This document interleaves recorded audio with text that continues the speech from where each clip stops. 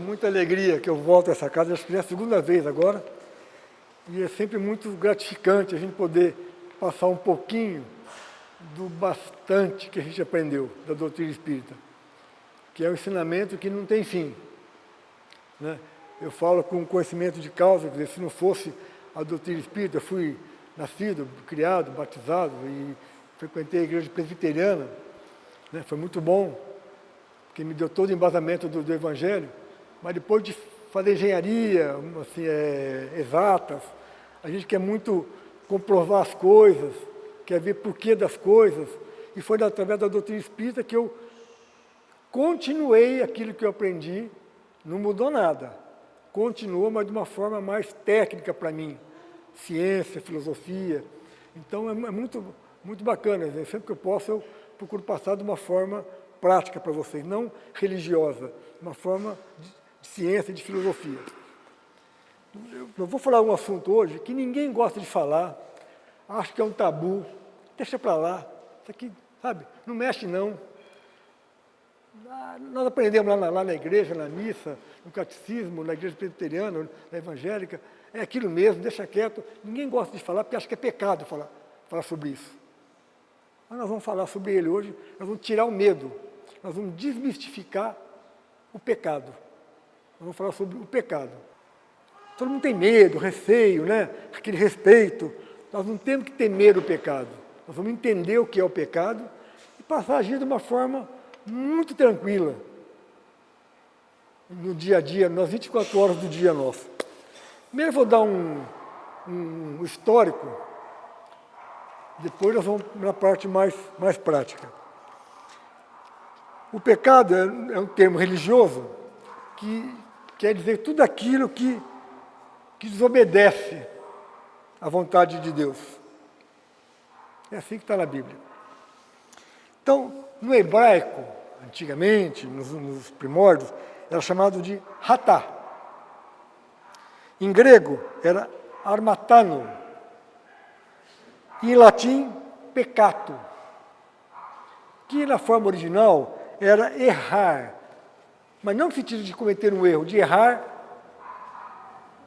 uma luta, uma flechada, sabe, errar o alvo. Você mirava no alvo e errava, você pecou. Esse foi a primeira definição de pecado. Então na Bíblia diz o seguinte: todo aquele que pratica o pecado transgride a lei. Todo mundo sabe disso. De fato, o pecado é a transgressão da lei. Está no livro de João. Isso todo mundo já sabe, nós estamos só fazendo um histórico, né? Na perspectiva judaica, nós temos 4 linhas de religião, né? A judaica, a católica, né? A protestante, a ortodoxa, a espírita. Na judaica, ele considera como uma violação do mandamento divino. Vocês veem que não tem muita diferença de uma religião para outra. Na católica, o pecado é dito o seguinte, segundo Santo Agostinho, é uma palavra, não é só um ato. Ou um ato, palavra, um ato ou um desejo, que é o pensamento, né? Contrários à lei eterna. Então todos precisam ver que tem o mesmo enfoque, né? E também na perspectiva católica diz o seguinte, que a repetição do pecado, a gente cai num vício. Por isso que eles criaram os 7 pecados capitais, né? Que é a soberba, a avareza, a inveja. A repetição do pecado acaba virando um vício. A gula, a luxúria, né? A preguiça. Então, isso é resultado de um pecado repetitivo, tá certo? Na perspectiva protestante, como eles encaram o pecado? É a transgressão aos mandamentos de Deus. Então, vocês podem observar que praticamente todas têm a mesma linha, né? Cristo, quando esteve aqui na Terra, né, encarnado, ele diz o seguinte, ele veio cumprir a vontade de Deus, ele veio desenvolver a vontade de Deus, ele veio mudar o que Moisés fez, ele veio dar vida para aquela época aos ensinamentos de Moisés. E ele diz o seguinte, ele veio com uma outra informação já, que foi quebrando um pouco a rigidez das pessoas. Amar a Deus acima de todas as coisas e ao próximo como a si mesmo. A partir de Cristo, ele passou a pregar isso aí. E a doutrina espírita, em seguida, tudo é uma...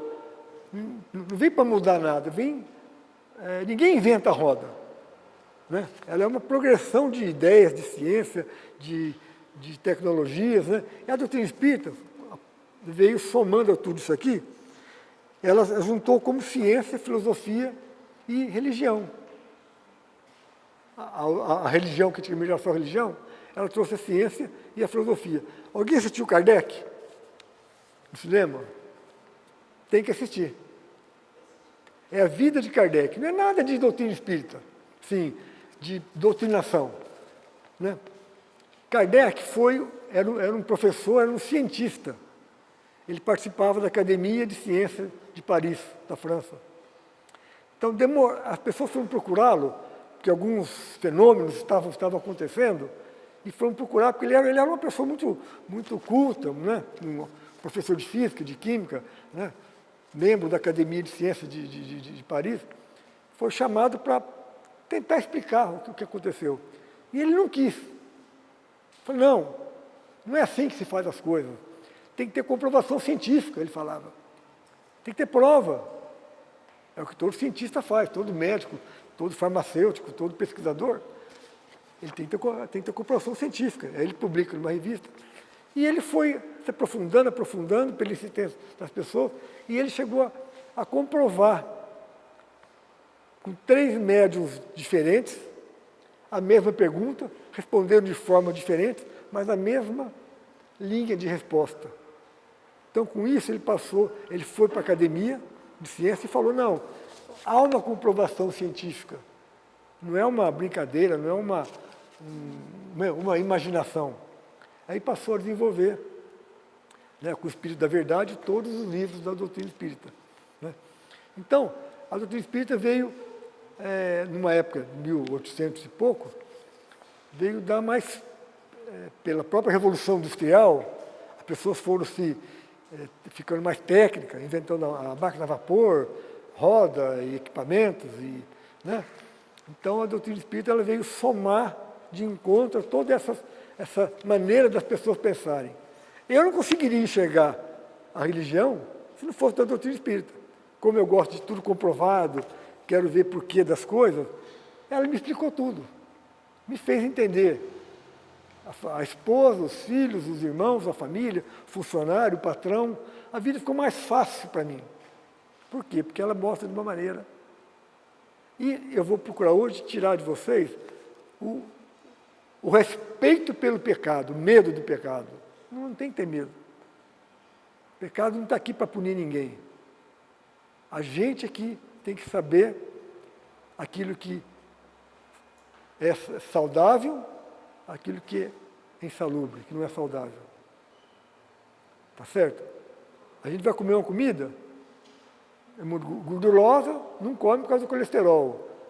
A gente tem que saber o que comer, o que falar, e assim também nós vamos procurar entender como agir e entender o que é, o que não é pecado, o que é, o que não é saudável à nossa evolução moral e espiritual. Então, continuando aqui na doutrina espírita, ela tirou aquela ideia de sobrenatural, né? É um milagre, é um fenômeno. Não, é ciência, é um contato. Tanto que se você tiver internet, entre no YouTube, procure lá o doutor Sérgio de Oliveira, uma coisa assim. Ele é médico, acho que ele é neurologista, ou psiquiatra, neurologista, do Hospital das Clínicas de São Paulo. Ele tem várias palestras gravadas no YouTube, eu já ouvi várias palestras. E eles formaram um grupo de médicos espíritas, eles estão comprovando que a glândula pineal aquela glândula que o indiano, né, que era pinto aqui, ela fica assim nessa posição, mais ou menos aqui assim, né, lá no meio. É um grão de ervilha, né, ela tem vários sais, ela é responsável por vários comportamentos do corpo humano, crescimento, inteligência, que ela que é a antena do nosso contato espiritual. Eles estão, sabe, ligando uma coisa com a outra e estão comprovando. Então, para vocês verem que isso aqui nada mais é que uma imitação do homem. É uma antena que a gente tem uma onda que emite e recebe uma frequência, tá certo? Eu ligo para quem eu quiser daqui, vai atender quem quiser, e todos vocês podem ligar para mim, eu atendo quem eu quiser. Assim também é uma onda de rádio, televisão, todas as ondas chegam na minha casa, eu sintonizo quem eu quiser. E assim também eles estão provando que essa glândula pineal é a antena que nos liga com o mundo espiritual, ou facilita esse contato, né? Então, continuando o nosso pecado aqui. O Espiritismo, ele vai explicar para a gente de uma maneira mais fácil, né, para a gente, que Deus não está preocupado com o teu erro, está preocupado com o teu crescimento. O que você errou, o que você foi, já foi. O que nós fomos quando éramos jovens, impetuosos, orgulhosos, né? Arrogantes, sei lá o quê, bravos, né? Não levava desaforo para casa. Eu não sou mais aquilo. Aquilo já era. Nós somos o que somos hoje. Ah, mas aquela fulana lá, toda bonitona, era uma vagabunda, era uma mulher Era! Você sabe por que ela fazia aquilo? O que levou ela a fazer aquilo? O problema de pai, de família, de filho para criar, de namorado que enganou e largou. Você não sabe. Então não vamos julgar ninguém. Então, o que nós éramos, já foi. Então a doutrina espírita, ela nos mostra daqui para frente. Esquece o que foi ontem. Olha o retrovisor para você lembrar o erro que você fez. Não para ficar ancorado naquele erro, uma âncora presa no erro. Para você se balizar, mas procura daqui para frente.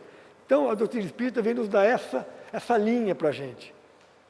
Né? Um Deus de amor, um Deus que não quer saber o que você foi, quer saber o que você mudou. Se eu mudei, eu não sou mais.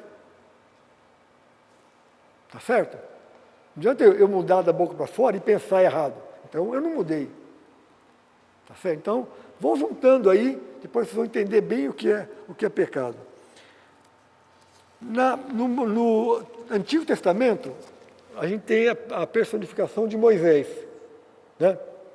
Já no Novo Testamento, a gente enxerga Jesus. Né? No Novo Testamento. E com o advento da doutrina espírita, a gente enxerga quem? Ninguém. São os espíritos que nos orientam. Não está personificado numa pessoa. Ah, é André Luiz, é Chico Xavier. Não. Não é uma pessoa. São os espíritos que nos orientam. Cada hora sempre estão nos orientando. Os espíritos do bem estão nos orientando. Então, assim como Cristo disse, não vim destruir a lei, porém cumpri-la, né? O Espiritismo também diz, não vem destruir a lei cristã, mas dar-lhe execução, de uma forma mais moderna, mais prática, com a tecnologia toda que está aí, fica mais fácil entender. Para mim está muito fácil entender a doutrina espírita com toda a tecnologia que está vindo aí. Ah, mas a internet veio para acabar com a família. Tudo que nós temos tem o lado bom, o lado ruim. O automóvel é bom? É bom, mas se usar errado ele te mata. O avião é bom? É bom. Santos Dumont se suicidou, por quê? Porque viu o avião dele usado em guerra. Tudo tem um lado bom e ruim. A droga é boa? Todos nós somos usuários de droga. Em dosagens de remédio, farmacêuticas. Se usar a droga em dosagem demasiada, vai nos viciar. Então, tudo está ficando mais fácil com essa tecnologia toda que vem vindo, a gente entender através da doutrina espírita. Ela não vem punir ninguém, não vem apontar o dedo para ninguém. Ela vem procurar resgatar as pessoas, levantar as pessoas, mostrar onde ela deve seguir.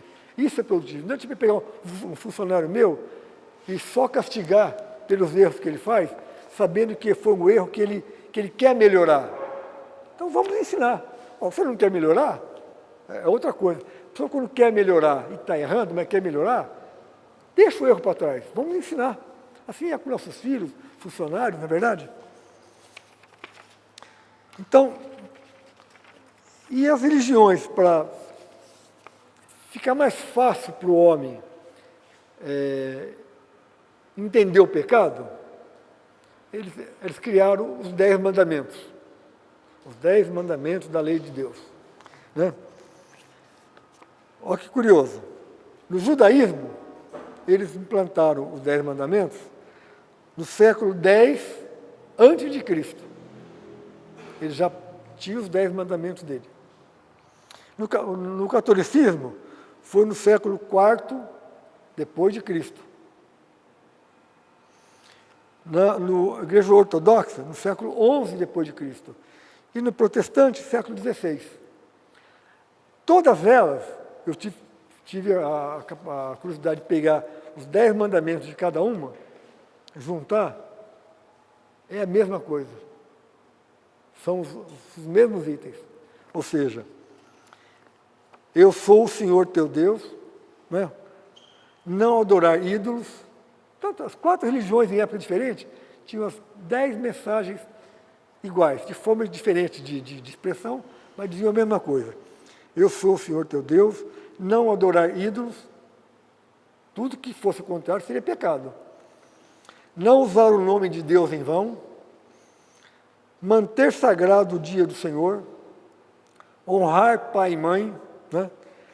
Não assassinar, não cometer adultério, não roubar, não prestar falso testemunho e não cobiçar a mulher do próximo ou a casa do próximo ou a mulher do próximo. Então, quem cometesse qualquer deslize dessas 10 regras, estaria pecando. Foi uma forma de pôr em prática. Para aquela época, era assim. Vamos fazer um histórico aqui. Ó. Quando eu era criança, era pecado até assoviar, né? Na quaresma. Quem lembra disso? Ó, depois das 6, assoviou, chama o capeta, chama coisa ruim. Gente do céu, então, todo mundo tinha medo. Eu era de família protestante, ia na escola dominical, os amigos católicos, mas todo mundo, medo. Né? Então, quanta coisa que a gente tinha como... Eu vou listar aqui um monte, depois vamos ver que é tudo uma grande bobagem a gente ficar preso nessas coisas, nas coisas. Nós temos que estar preso no que ela representa para a gente. Por exemplo, comer e beber demais era pecado. Avareza, luxúria, ira, inveja, preguiça, vaidade, homicídio, adultério, furto, mentira, feitiçaria, idolatria, desobediência aos pais, blasfêmia, pecado, vai para o inferno. Embriaguez, dizer palavras torpes, calúnia, timidez, suicídio, assoviar depois das 18 horas, né? Falar palavrões, pecado, bate na boca, 3 vezes, faz Pai Nosso, reza, né?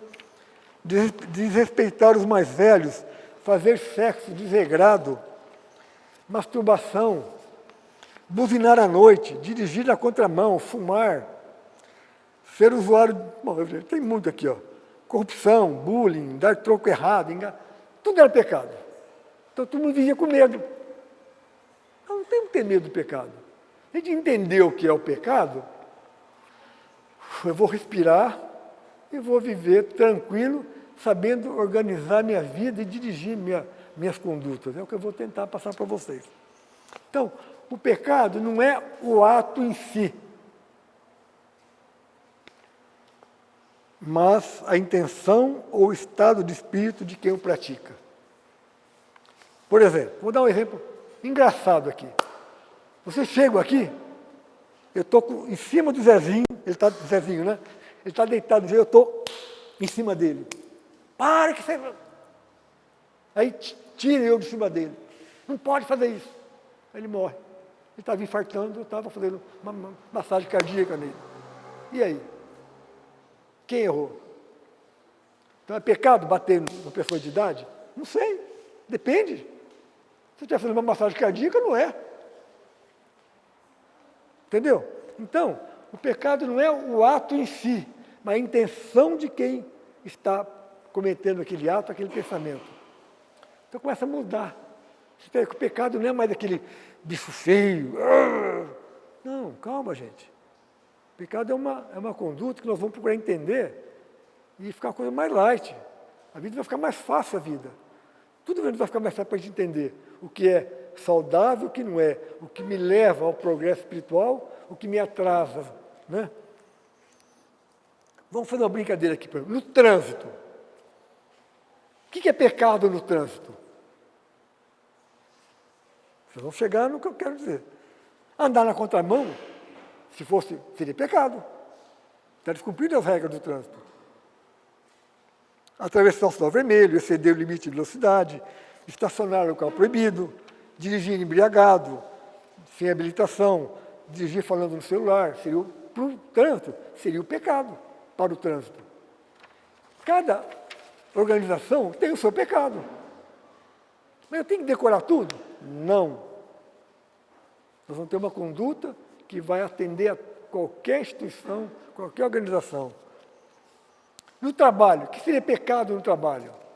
Chegar atrasado, faltar sem justificativa, não produzir aquilo para que você foi contratado, atrapalhar o serviço dos colegas, desviar produto da empresa, não estar devidamente uniformizado, tratar mal o cliente e colegas, usar celular na hora do trabalho. Isso é pecado. Então tem que decorar tudo. Gente, e na escola? Chegar atrasado, xingar o professor. Gente, é difícil decorar tudo. Não. Na família, tratar mal o cônjuge ou o filho, dar maus exemplos, a infidelidade, faltar com educação. Né? E conosco mesmo, o que seria pecado com a gente? É complicado, né, decorar tudo, haja memória, né? Alimentação desregrada, bebida em excesso, más companhias, maus pensamentos, leitura sem proveito, filmes sem qualidade moral, né? Faltar com respeito às pessoas. Então, se for ficar preocupado com cada regra de cada instituição, nós vamos ficar doidos. Chega os 10 mandamentos, lei do trânsito, na escola, na empresa, cada um tem seu regulamento. Então vamos começar a mudar a história. Lei é para idiota. É ou não é verdade? Quem tem um pouco de bom senso, precisa de lei. Quem tem um pouco de entendimento das coisas, o que é bom, o que é ruim, o que é mal, o que é para o bem, não precisa de lei. Ah, não, eu não roubo, porque se eu roubar, sou punido. Não vou roubar, porque roubar não é meu. Eu achei um dinheiro, abro a carteira, pego o telefone, fulano, você perdeu a tua carteira aqui, ó. Pronto. Ah, porque você pegou o dinheiro? Não é meu. Ah, você podia ter pego, ninguém viu. Mas minha consciência está vendo. Tá certo? Então, tudo aquilo que desvia o foco da nossa evolução moral seria o pecado. Então, você entendendo isso aí, todas essas regrinhas que eu falei aqui, do trânsito, da escola, da igreja, tudo se explica disso aqui. Ó. É tudo aquilo que tira o nosso foco da nossa evolução moral e espiritual. Tudo aquilo que atrasa a nossa evolução. Se eu estiver num carro, eu entro numa estrada de areião, o carro fica amarrado, tá certo? Não anda, só gasta combustível. Está atrasando a minha viagem, tá certo? Então, para vocês verem, por exemplo, eu sempre falo para as pessoas, você tem medo do delegado? Não, medo não, tenho respeito por ele. E do juiz? Menos ainda, tem que respeitar a função dele. Não tem que ter medo das pessoas, tem que respeitar o cargo que elas ocupam. Cada uma está ocupando um cargo para fazer as coisas funcionarem. O delegado, o juiz, o policial, o patrão, né, quem quer que seja. Então não tem que ter medo de nada. Nós temos que respeitar a função das coisas e entender, procurar observar aquilo que não tira o nosso foco da nossa evolução. Então, nós temos uma coisa dentro da gente, todo mundo tem.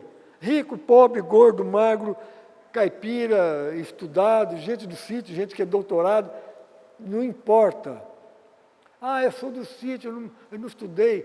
Tem a mesma coisa que uma pessoa que fez faculdade, doutorado. É igualzinho, chama consciência e livre-arbítrio. O que é arbítrio? Livre julgamento, vem de árbitro, né? O árbitro da partida no jogo de futebol, o árbitro, arbítrio. Todo mundo tem.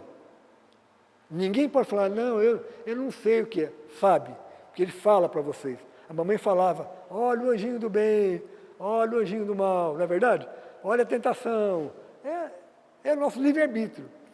Então, como saber se eu... Não vai mais falar se eu estou pecando ou não.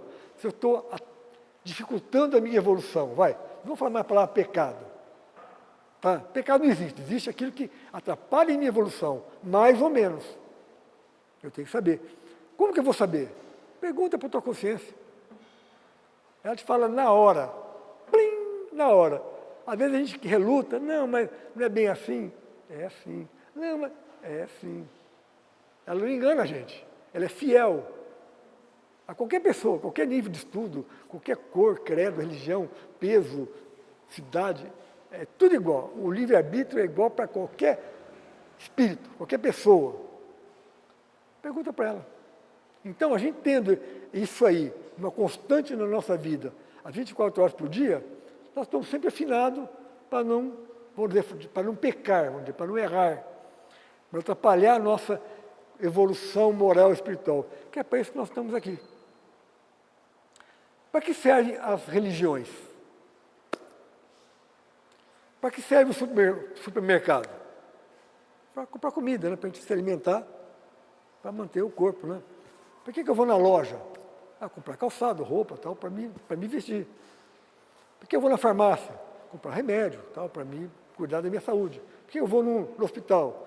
Para cuidar de uma doença. Por que eu vou num centro religioso? Qualquer que seja. Para buscar informações para cuidar do meu espírito, da minha alma, qualquer que seja a religião, independente dela. Candomblé, qualquer que seja. Protestante, espírita, evangélica, católica, todas as religiões visam cuidar do teu espírito. Cada um a sua forma. Uns com alegorias, com canto, com imagens, outros com... Não importa. Cada um procura colocar a roupa que melhor lhe veste. Se eu colocar a roupa dela, eu vou estar vestido. Eu vou ficar meio estranho. E ela estranha com a minha roupa. Mas ambos vão estar vestidos. Então, a gente escolhe para se vestir a roupa que melhor me adapta.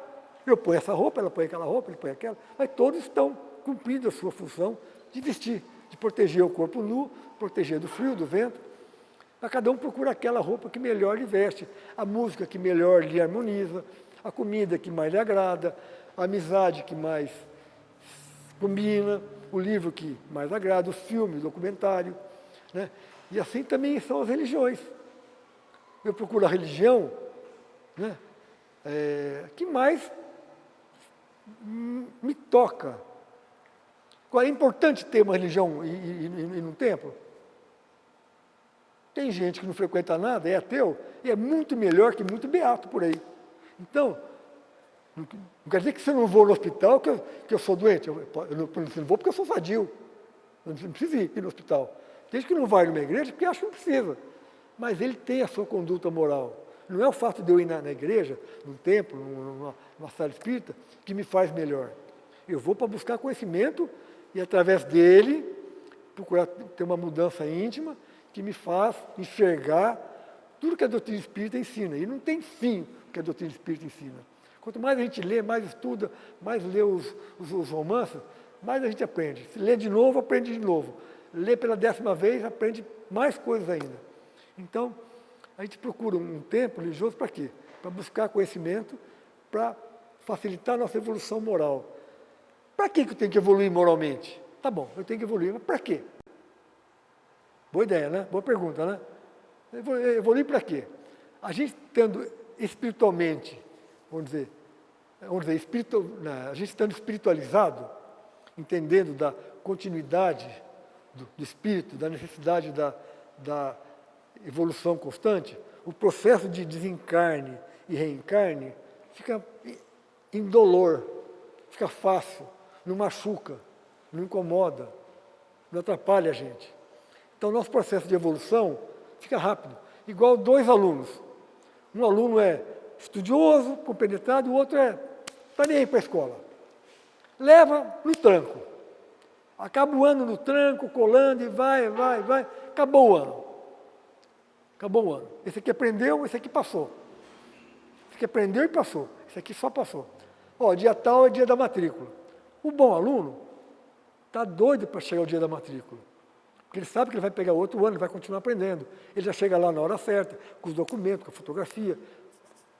O outro aluno, hoje é dia da matrícula, esqueci. Corre, está fechando o horário, chega lá e esqueceu o documento. É difícil para ele continuar o 2º ano, o 3º, o 4º ano. Entendeu, mais ou menos? Então, a gente estando espiritualizado, esse processo de desencarne e reencarne fica mais tranquilo, menos rude, sabe? Machuca menos a gente. É mais fácil. Então, o processo de desencarnar, ficar no plano espiritual e um dia encarnar, passa a ser normal para a gente. E bom. E como a nossa função é evoluir, tudo na vida evolui, né? A medicina evolui, a engenharia, o direito, o trânsito cada vez melhor, arrumando as coisas, os carros, os eletrodomésticos, tudo está evoluindo. As pessoas, a lei de acessibilidade, a lei do idoso, a lei Maria da Penha, tudo está em evolução. Por quê? Porque nós somos uma cópia aqui do que somos no plano espiritual. Aliás, nós somos no plano espiritual, nós estamos aqui de passagem. Então a gente reflete aqui o que nós somos lá. Então não é nada de diferente. Né? Então, e à medida que nós ficamos cada vez mais atentos a não errar, a não desfocar, nós estamos facilitando a nossa evolução. Não estamos freando o carro está sempre deslanchando. Nós estamos sempre aprendendo. Quando eu erro, vamos dizer quando eu peco, não. Quando eu erro, cometi uma coisa que não devia cometer, me atrapalhou outra pessoa. O que acontece com a gente? 3 coisas. Primeira coisa, a gente se arrepende. Errei, tal. Senão, não valeu a pena. Foi um erro que vai cometer de novo. Se a gente erra e não se arrepende, porque não entendeu que foi um erro. Quando a gente entende que foi uma coisa errada, a gente se arrepende. A gente se arrependendo, a gente passa a sofrer um pouquinho, né? A gente sofre um pouquinho. Não devia ter feito, pede perdão, procura melhorar, E uma terceira etapa, a gente procura reparar o erro. Ou dirigindo aquela pessoa, ou aquele objeto, ou através de uma prece, ou através da gente mesmo, mudar a nossa conduta. Então a gente se arrepende, a gente espia, sofre, e a gente repara o erro. É o processo de evolução. Na nossa casa é assim, quebrou uma peça, a gente, quebrei, mas custou tanto, e agora, fica triste, vai lá e arruma, né? E vai melhorando. Pelo erro a gente vai melhorando. Observe a lógica da proposta, é o seguinte, da evolução. Quando a gente erra, por exemplo, né? A gente evolui pelo amadurecimento, a outra pessoa, né, se sente valorizada por ter sido pedido perdão a ela, vamos dizer, né? Tá certo? Então, os 2 lados ganham, quando é pessoa com pessoa. Na verdade, o Espiritismo não se preocupa em citar quais os pecados que o homem não deve cometer. Ele não está preocupado com aquela lista de pecados, do trânsito, da igreja, da escola. Não é nada disso. Muito menos em condenar e penalizar o homem. O Espiritismo não quer penalizar ninguém. Nós é que vamos ser penalizados por nós mesmos. Ninguém penaliza ninguém. Ao contrário, ele preocupa-se com as nossas virtudes. Isso aqui você não está fazendo direito. Quanto mais você vai melhorando, mais você vai eliminando as coisas, as condutas erradas. Tá certo? Consequentemente, quando eu estou afinadinho, o que acontece com a gente? Como que vocês receberam a minha palestra? Pela minha fala, pela voz, né? Pelos meus gestos, que ilustraram a minha fala, né? Deram mais colorido, mais ênfase. Pelo meu olhar. De onde eu falar bonito, a mulher olha para o cara e fala, isso é mentiroso. Não é verdade. A mulher sabe. Quando o homem é meio tonto. Mulher não. Mulher olha no olho e sabe se o cara está mentindo ou não. Não é verdade. E minha mulher dá 20-0 em mim. Cuidado. Então, de onde eu falar bonito, gesticular bonito, dar bons conselhos, e meu olhar está dizendo, ele não está falando com o coração. Então, quando eu estou agindo de maneira que eu estou focado na minha evolução moral e espiritual, vou nem mais falar em pecado, né?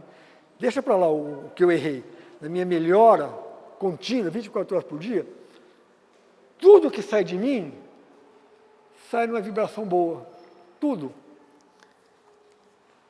A minha escrita, o que eu escrevo para as pessoas, vai ter um outro tom, uma outra caligrafia. As nossas palavras vão ter uma outra penetração. Nossos gestos, o olhar, nossos pensamentos, gente, pensamento. A gente fala bonito, mas está pensando errado, né? Não adianta. Então, o pensamento vai mudar. Enfim, todas as nossas atitudes vão refletir o que Jesus nos ensinou através do seu Evangelho. Então, não é que regra eu tenho que seguir para não pecar. Esquece. O que eu tenho que fazer para não atrapalhar a minha evolução moral, depois de tudo que nós conversamos? Larga os erros para trás e vamos... Está na hora, né? Está quase na hora?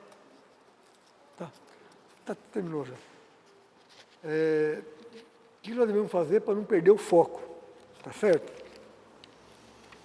Só terminando aqui 2 palavrinhas. O que está no livro na carta de Paulo aos Coríntios, né? Eu gosto muito de ler isso aqui. Quem ama é paciente e bondoso. Quem ama de verdade.